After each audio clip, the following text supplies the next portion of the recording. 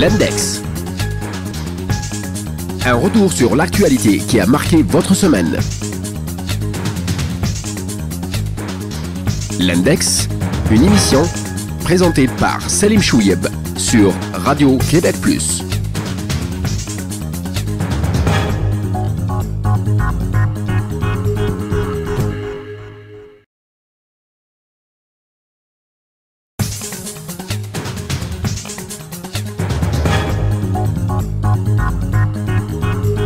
L'Index. Un retour sur l'actualité qui a marqué votre semaine. L'Index, une émission présentée par Salim Chouieb sur Radio Québec Plus.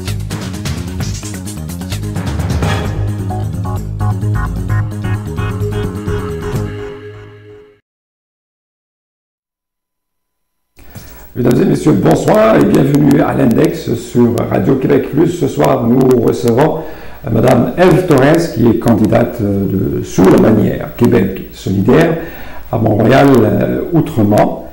Sans plus tarder, puisqu'on n'a pas vraiment beaucoup de temps, nous allons tout de suite accueillir Madame Ève Torres. Bonsoir. Bonsoir. Merci d'avoir accepté notre invitation. Merci de me recevoir. Vous voilà donc officiellement candidate de Québec solidaire à Montréal-Outremont. Est-ce que pour vous, c'est déjà une victoire ou c'est juste le début des vraies choses?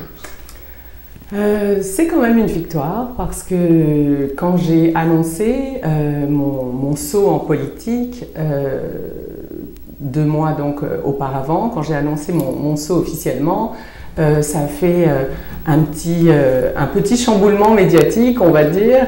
Il y a eu, c'est ça, bon, du positif, une présentation de moi-même, mais également certains médias ont été un peu plus virulents, étant donné que c'est la première fois au Québec qu'une personne qui porte un foulard se présente. Alors il y a eu Madame Samira Laouni en 2008 aux élections fédérales, mais au Québec c'est la première fois, donc ça a pris des démarches évidemment parce que c'était pas possible. Donc il y a déjà un travail préliminaire qui s'est fait avant cette investiture. Il a fallu demander au DGEQ, à la Direction générale des élections du Québec, de changer son règlement afin de pouvoir permettre aux personnes qui portent un signe religieux de se présenter. Est-ce que pour vous, c'est aussi par rapport au directeur des élections ici au Québec, est-ce que ça a été pour vous aussi, c'est une victoire, le fait de clarifier cette question, de dire que une femme portant le voile peut se présenter comme candidate pour un parti C'est vraiment quelque chose de très important en fait pour moi, parce que même sans me présenter officiellement ou personnellement, je pense que j'aurais quand même mené, j'aurais entamé cette action de toute façon. Parce que ce qui est important, c'est que tout citoyen puisse exercer justement son droit de citoyen de participer pleinement à la société. Donc oui, ça déjà c'est une victoire. Ensuite, évidemment, il y a tout le processus pour gagner la confiance de ses membres, puisque le processus est interne dans un premier temps. C'est les membres qui choisissent de vous donner leur confiance, et puisqu'il y a un processus d'investiture. Donc par la suite, le fait d'être investi officiellement, oui, je pense que c'est quelque chose qui m'a soulagée, qui m'a donné une légitimité, pas que j'en avais pas, mais disons que je pense que c'est des étapes importantes. Très bien. Et là, lorsque vous remportez l'investiture, et avant même cela, vous avez eu droit quand même à une couverture médiatique digne d'une rockstar. Alors, oui, et Jonathan Habib, dans son blog, qui titrait Ève Torres, de lobbyiste pour l'islam politique à Québec solidaire, Lise Ravary, 2 fois, des députés islamo-gauchistes et ras-le-bol de l'islam, Mathieu Bocoté, la provocation par le voile, Denise Bombardier, notre sombre avenir, tout ça bien évidemment accompagné avec vos photos. Et parfois, on choisit très bien des photos où vous avez une terre d'enterrement, une tête d'enterrement, des fois vous êtes très fâché. Est-ce que cette couverture médiatique-là, pour vous, c'est déjà une forme de discrimination? Honnêtement, je m'y attendais. Ça fait quand même plus de 16 ans que je suis impliquée dans les milieux associatifs, dans certains milieux institutionnels. En tant que militante aussi, c'est ça, j'ai dû intervenir dans les médias à quelques reprises. Donc, je me doutais que le traitement médiatique en faisant le saut en politique allait être quand même assez virulent, puisque dans les 10 dernières années, lorsque on approche des élections, je veux dire, qu'est-ce qui revient sur le sujet? L'identité et en général le foulard. C'est vrai que ce qui me choque à travers ça, c'est que ce sont en plus des gens que j'ai jamais rencontrés personnellement, qui m'ont jamais accordé d'entrevue, qui ne connaissent aucunement ma personnalité, mon parcours, qui je suis, d'où je viens. Les titres sont quand même assez diffamatoires parce que quand on parle une islamiste, une lobbyiste islamiste se présente en politique, enfin. Et puis les photos qui accompagnent, donc tout ça ce sont des stratégies aussi médiatiques, et on sait très bien que représenter une femme musulmane qui porte un foulard, qui est épanouie, pour certaines personnes ça ne peut pas fonctionner. Donc c'est quelque chose auquel je m'attendais, mais je déplore que ces personnes-là aient cette liberté, vraiment on parle de liberté d'expression, mais ils ont un impact sur la population. Et normalement, les politiciens, les médias ont cette responsabilité de donner de l'information et de préserver un certain climat social. Mais en jouant de cette façon sur les mots, sur les peurs des gens, en donnant de la désinformation, on continue et on contribue encore à créer des clivages et à semer cette peur de l'autre. Je peux vous donner un exemple. J'étais sur le plateau Mont-Royal, je quittais le café d'une amie et des gens rentrent derrière moi et disent à mon amie mais comment ça se fait que tu reçois cette femme? T'as pas vu le journal de Montréal? C'est une islamiste. Et mon ami dit mais non, je connais Ève, ça fait longtemps. Où vous avez... Donc ça a un impact effectivement sur le regard que les gens peuvent porter, et je trouve ça déplorable. Mais en même temps, ces gens-là, ils sont aussi un peu cohérents avec eux-mêmes, ce qu'ils font. Eux, ils essayent de sortir le voile même des écoles. Vous voulez le faire entrer dans le temple de la démocratie, à l'Assemblée nationale. C'est quand même un peu comme deux pôles là, qui sont en train de se cogner. Là. Et il faut bien le reconnaître aussi, le voile, c'est quand même ostentatoire. C'est comme un nez dans le visage, on ne peut pas ne pas le voir et on est tout le temps en train de dire est-ce qu'on a affaire à juste une musulmane ordinaire ou est-ce que c'est une militante de l'islam politique? C'est ça les questions qui restent posées. C'est ça les questions qui restent posées par des personnes. Si vous avez cité Jamila Benhabib, par exemple, donc pour reprendre cette personne-là, souvent, ce sont des références par rapport à cet islam politique qui viennent d'ailleurs, hein, qui viennent de la décennie noire d'Algérie, ou alors certaines personnes de l'Iran, etc., qui ont vécu de vraies choses, effectivement. Donc après, en termes d'histoire, il peut y avoir des nuances, par exemple, mais en tout cas, qui ont vécu des vraies choses et qui peuvent avoir certaines craintes par rapport à ce qui s'est passé dans leur pays. Je le conçois parfaitement. Ceci dit, ici, on est au Québec. Donc, si on parle de sortir le foulard des écoles ou ce genre de choses, si on parle de laïcité, la laïcité qui est le point sur lequel tout le monde s'entend, je veux dire dissocier les pouvoirs religieux et l'État, donc c'est ce il y a eu la Révolution tranquille, c'est ce qui s'est fait, mais après quelle est la définition de la laïcité? Certaines personnes voudraient que ça s'applique aussi aux individus, et c'est pas ça la laïcité.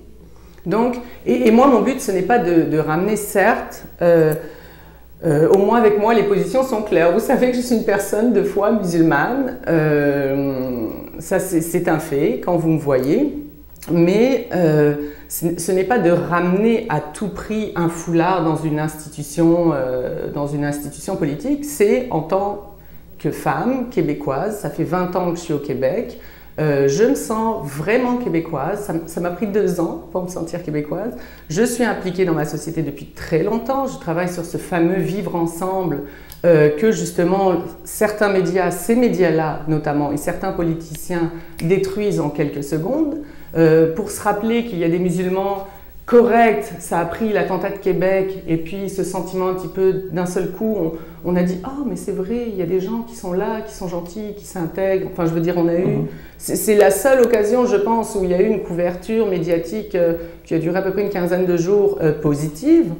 Donc, je pense qu'il y a beaucoup de mélanges qui sont faits et si ces personnes-là ont des craintes issues de leur pays, je les invite à faire une thérapie. Mais ici, aujourd'hui, au Québec, les citoyens, tous les citoyens ont droit d'exercer justement cette pleine citoyenneté, de participer à la vie démocratique également. Et lorsqu'on s'engage dans un parti, si le parti nous reconnaît, c'est parce qu'on représente les valeurs de ce parti-là. Et parmi les choses qu'on vous reprochait, par exemple, on dit les mêmes détracteurs, si vous voulez, ou ceux qui vous apportaient ces critiques-là, ils disaient il suffit de comparer entre la position de Mme Torres sur le voile par rapport à Bouchard-Taylor et la position de son parti. Et ils trouvent que vous êtes encore plus militante, vous êtes encore plus à gauche, plus à droite, si vous voulez, on ne sait pas. Donc il y a quand même du militantisme derrière ça, c'est ça ce qu'ils vous reprochent. Comment d'abord vous avez fait pour concilier votre position à vous avec la position de votre parti actuellement? Si j'ai choisi Québec solidaire, d'abord, c'est pas à gauche ou à droite, ça a toujours été à gauche mes positions. Okay. Et si j'ai choisi Québec solidaire, c'est parce que c'est un parti qui a un projet de société qui me correspond. C'est comme ça que j'envisage une société plus juste, plus égalitaire. Son programme me correspond parfaitement. Effectivement, actuellement, il y a cette position, Bouchard-Taylor, comment dire, qui est le compromis donc, que Québec solidaire propose depuis un moment maintenant pour pouvoir passer à d'autres dossiers. Et quand on sait, donc en ayant choisi Québec solidaire, je porte les valeurs de mon parti. Et on m'a déjà demandé si c'était paradoxal, mais ce n'est pas paradoxal. Parce que lorsque je regarde les autres partis qui voudraient au-delà de ça, supprimer l'accès à l'emploi à des milliers de personnes, de femmes notamment, dans les milieux des enseignants et dans les garderies, bon, c'est ça. Je me dis qu'il y a des choix à faire et en termes de projet de société globale, il n'y a pas de paradoxe en tant que tel. Tu sais, est-ce que vous avez changé de position au niveau personnel? Est-ce que vous acceptez aujourd'hui le rapport Bouchard-Taylor comme il est? Est-ce que vous dites que c'est une position de consensus, même pour vous, abstraction faite de votre parti? C'est ça.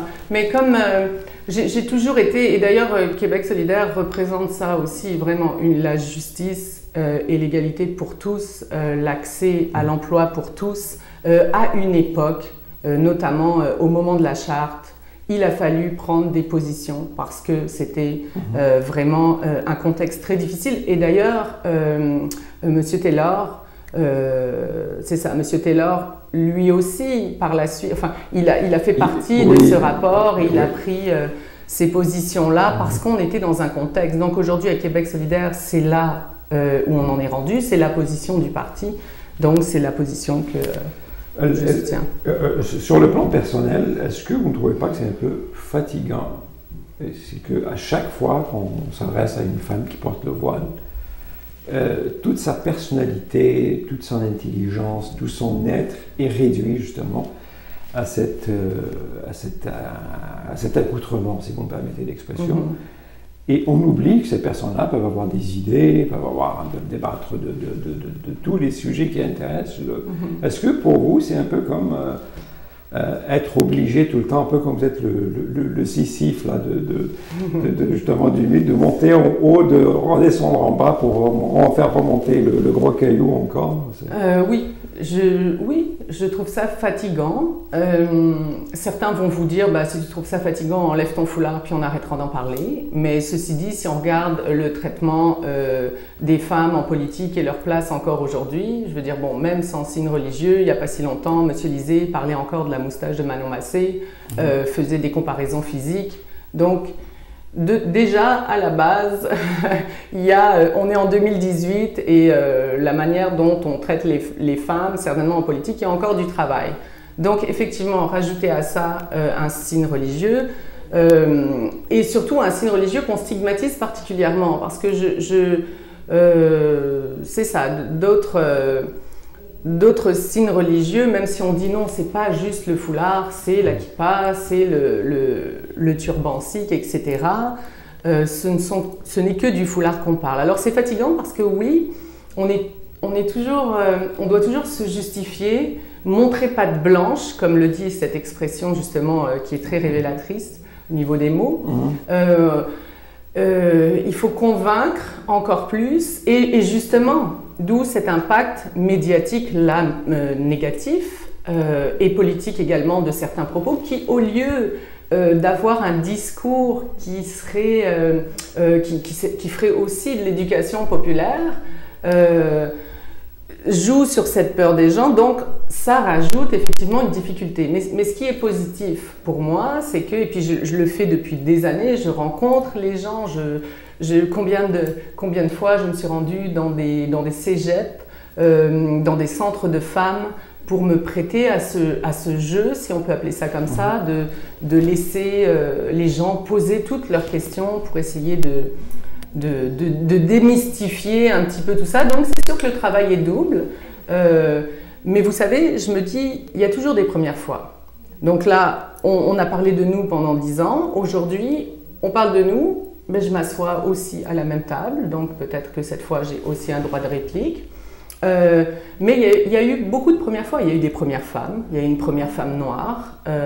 Alors aujourd'hui, je m'inscris dans la continuité de ces premières dames-là qui contribuent en fait simplement à ouvrir des portes pour qu'un jour, espérons-le, ça devienne quelque chose de normal. Il y a aussi le combat politique pour ses idées, Tout à fait.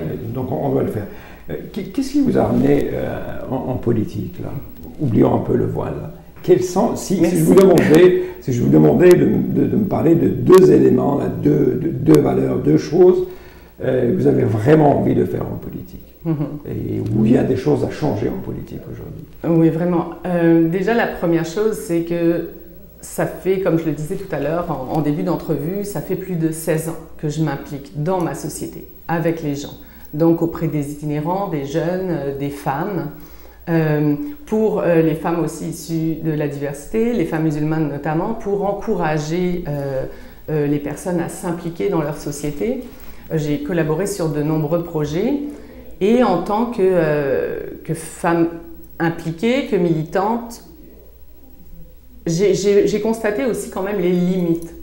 Lorsqu'on travaille sur tous ces projets, lorsqu'on a pour objectif de... Bon, moi je suis quelqu'un qui a à cœur profondément toute la justice, vraiment tout ce qui est justice sociale, c'est vraiment quelque chose de fondamental, de majeur pour moi.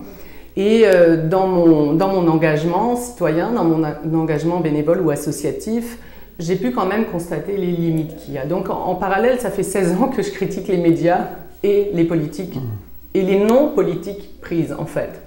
Donc c'était... le fait d'aller justement, à un moment donné, c'était la réflexion en me disant comment je peux aller plus loin, déjà pour porter les voix de des citoyens et citoyennes avec lesquels j'ai l'habitude d'interagir, dont je connais les préoccupations, j'en fais partie aussi, mais j'ai vraiment eu l'opportunité de travailler avec un tas de personnes vraiment très très variées, que ce soit de l'intergénérationnel, comme je vous le disais tout à l'heure, ou différentes catégories sociales. Mais pour moi, c'était de faire le saut en politique, c'est trouver une façon de ramener ces préoccupations à l'intérieur de ces instances-là.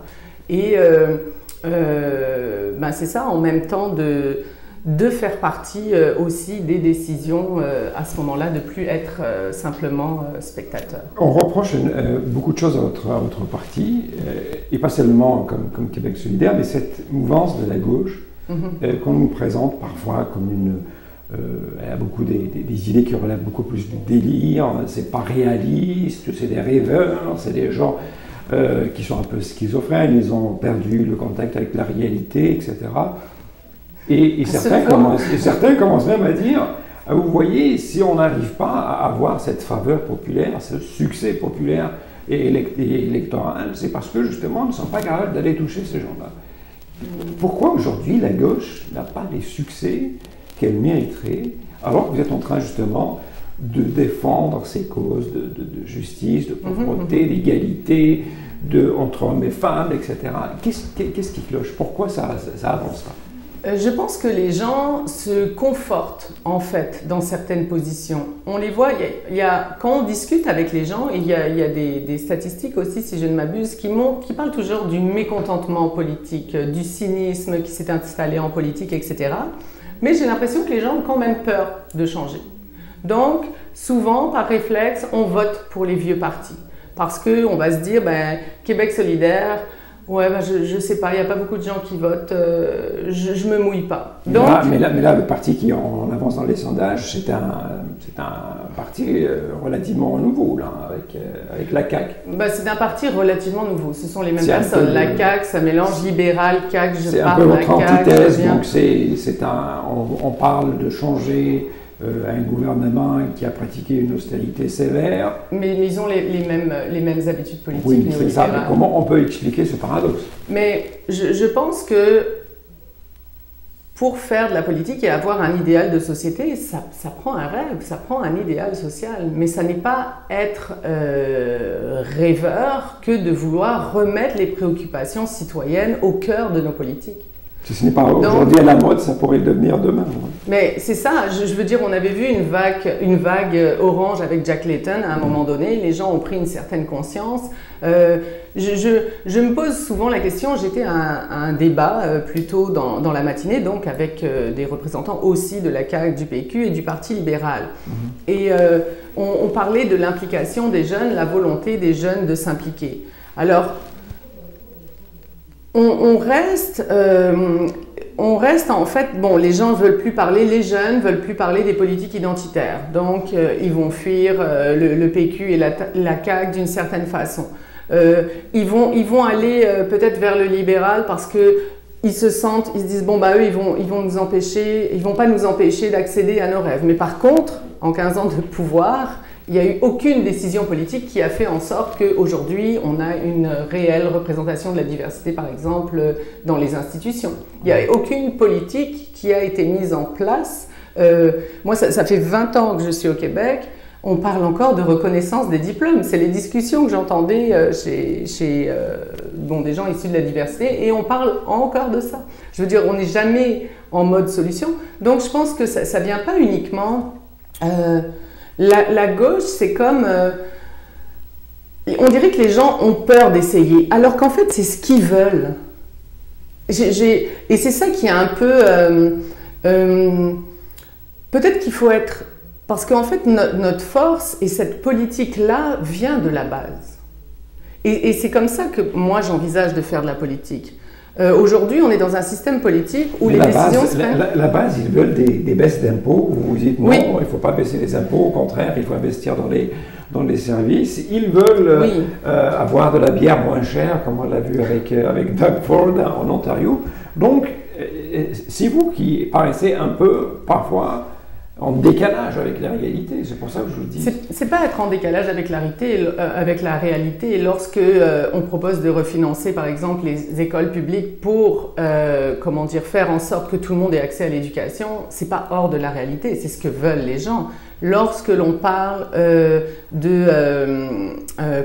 d'accès, d'assurance dentaire universelle, parce qu'en ce moment, on se retrouve avec des enfants qui vont beaucoup à l'hôpital juste à cause de caries non soignées, c'est pas hors de la réalité, ce sont des faits. Lorsqu'on parle de l'épuisement des infirmières, par exemple, et puis qu'avec toutes les coupures qu'il y a, il manque de personnel, les services sont déplorables et qu'on propose de plafonner le salaire des médecins spécialistes pour refinancer, c'est pas hors de la réalité. Ce sont réellement des choses dont les gens ont besoin, mais le jeu politique qui est fait actuellement, c'est justement toute l'utilisation de ces questions identitaires qui sont sensibles pour certaines personnes. Et on le voit aussi beaucoup en région, mais Québec solidaire quand même a ouvert beaucoup cette année particulièrement. Le débat identitaire. Le débat identitaire, c'est un peu l'arbre qui cache la forêt. C'est l'arbre qui cache la forêt. C'est volontaire. C'est volontaire. Pourquoi? Parce qu'en jouant sur cette corde sensible-là, ça évite justement aux autres partis de répondre de où on en est rendu au niveau économique. Le Parti libéral a fait des coupures sans cesse cette année. Et c'est ça, en fait, je crois que les gens sont pris un peu finalement avec ce genre de débat-là. Et ils se disent, bon, qu'est-ce qu'on doit protéger en premier? Qu'est-ce qu'on doit... C'est comme un peu... on se préoccupe pas du fait que les gens ont 2 emplois, travaillent des heures de fou et y arrivent à peine, payent l'école privée, se saignent pour payer l'école privée à leurs enfants parce que l'école publique ne répond pas forcément aux besoins, etc. Donc je pense que il y a vraiment depuis toutes ces années, et on le voit à chaque élection, j'aimerais bien si on faisait un moratoire, juste essayons pour voir, juste essayer, ne plus parler des signes religieux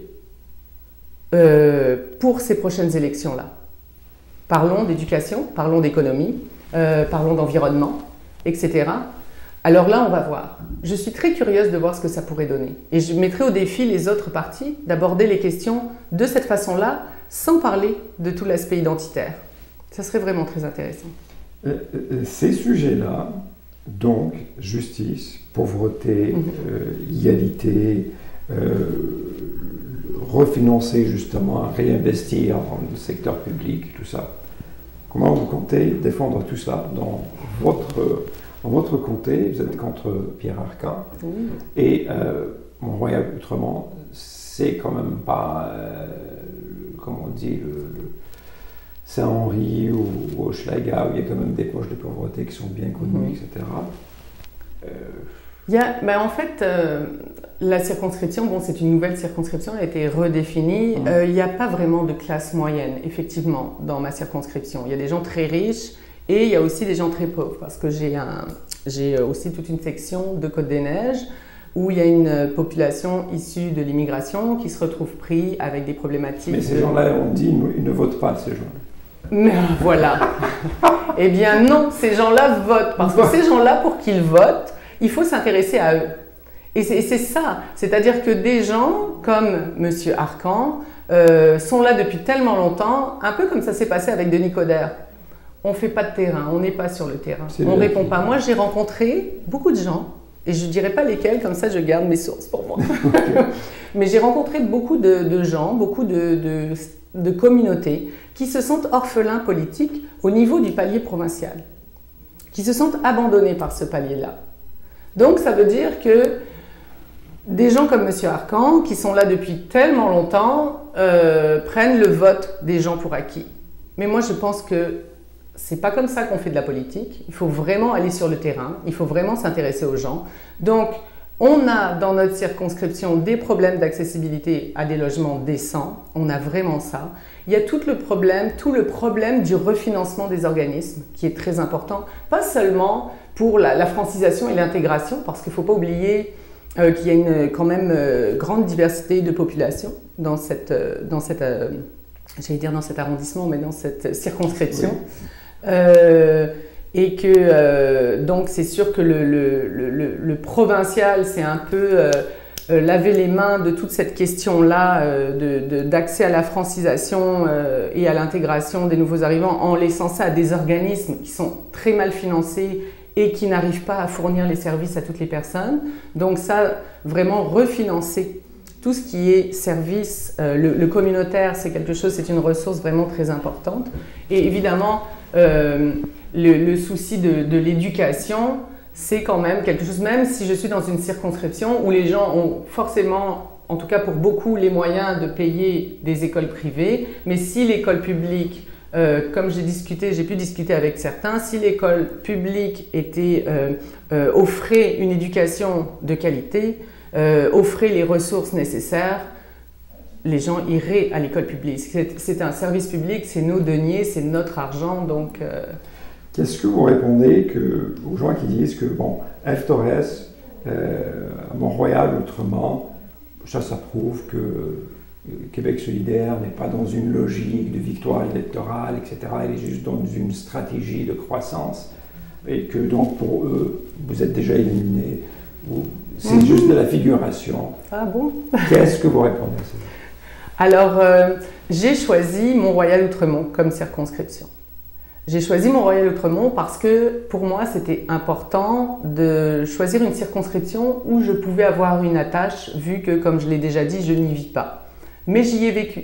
C'est là où je suis arrivée il y a 20 ans, donc c'est là où j'ai habité. C'est à l'Université de Montréal que j'ai recommencé mes études, donc c'est un milieu dans lequel j'étais. Et c'est aussi un milieu dans lequel je m'implique beaucoup comme féministe, avec des groupes féministes. C'est là que notamment il y a le monument pour la commémoration de Polytechnique. Donc à chaque année, c'est là qu'on va rendre cet hommage avec la Fédération des femmes du Québec. Le 8 mars, c'est là où on fait aussi nos marches avec femmes de diverses origines, etc. Donc je voulais un endroit où j'ai des attaches. Et en plus, faut savoir que dans certaines circonscriptions, effectivement, il y a des comtés qui sont gagnables peut-être en une fois, il y a des comtés qui sont gagnables en 2 fois, etc. Et moi, je me lance en politique. Et je suis quelqu'un de terrain. Et j'ai envie aussi de faire ce terrain, de créer des ponts avec les gens, de m'impliquer dans les organismes qui sont sur place. Donc, c'est quelque chose qui se travaille aussi sur du long terme. Comme je l'ai dit, je suis là pour rester. Donc, c'est pas de la figuration. Je fais pas de la figuration. Ça fait un bout que je suis impliquée dans la circonscription, même bien avant l'investiture. Donc, je pense que c'est faux de dire ça. Les gens, même si ce sont des comtés non gagnables, tous les gens, et les gens, on parle des gens par exemple de la diversité aussi parce que souvent c'est ce qui revient. On ne fait pas juste de la représentativité. On participe pleinement à un projet citoyen, ce qu'on fait, on y croit, ce pourquoi on s'engage, on y croit. Et pour moi, c'est important d'avoir une circonscription où il y avait une association fondée, c'est-à-dire où Québec solidaire était déjà présent, avait déjà une base de membres, etc.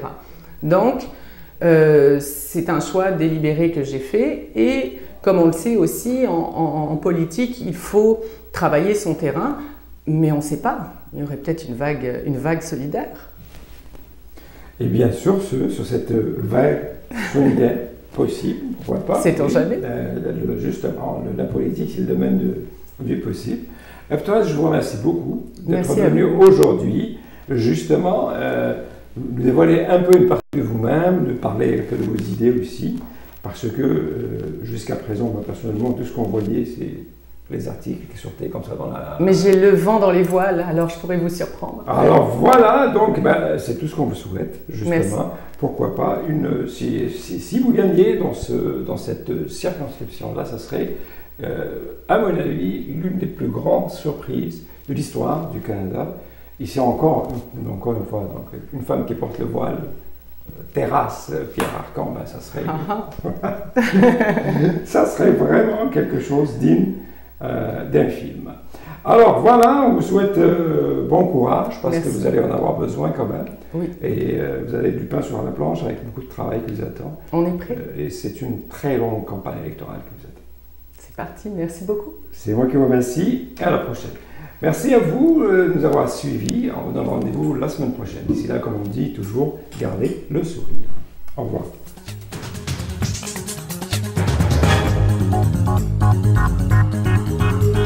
L'Index. Un retour sur l'actualité qui a marqué votre semaine.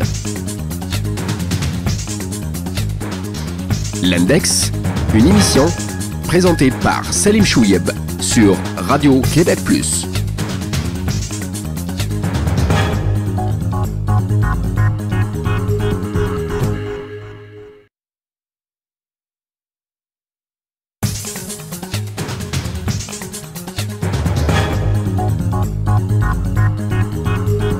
L'Index. Un retour sur l'actualité qui a marqué votre semaine. L'Index, une émission présentée par Selim Chouieb sur Radio Québec Plus.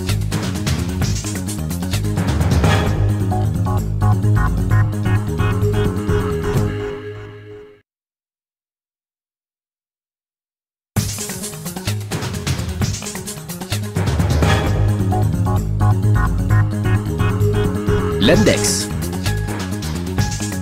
Un retour sur l'actualité qui a marqué votre semaine. L'Index, une émission présentée par Selim Chouieb sur Radio Québec Plus.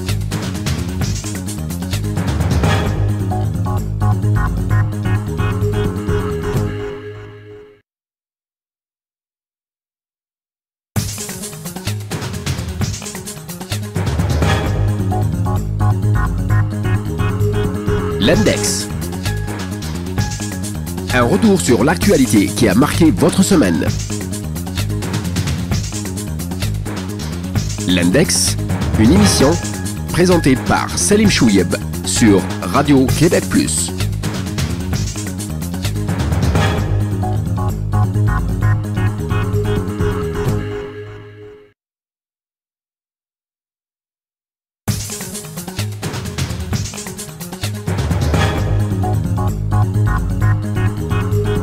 L'Index.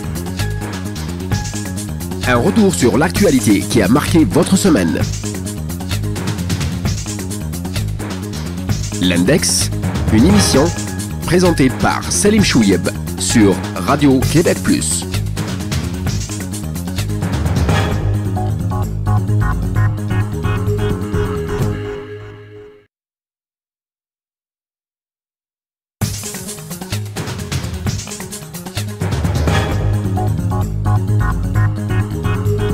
L'Index. Un retour sur l'actualité qui a marqué votre semaine. L'Index, une émission présentée par Selim Chouieb sur Radio Québec Plus.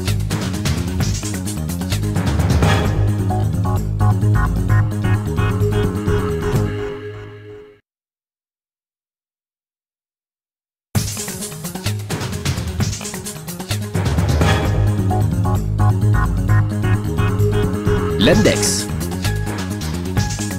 Un retour sur l'actualité qui a marqué votre semaine. L'Index, une émission présentée par Selim Chouieb sur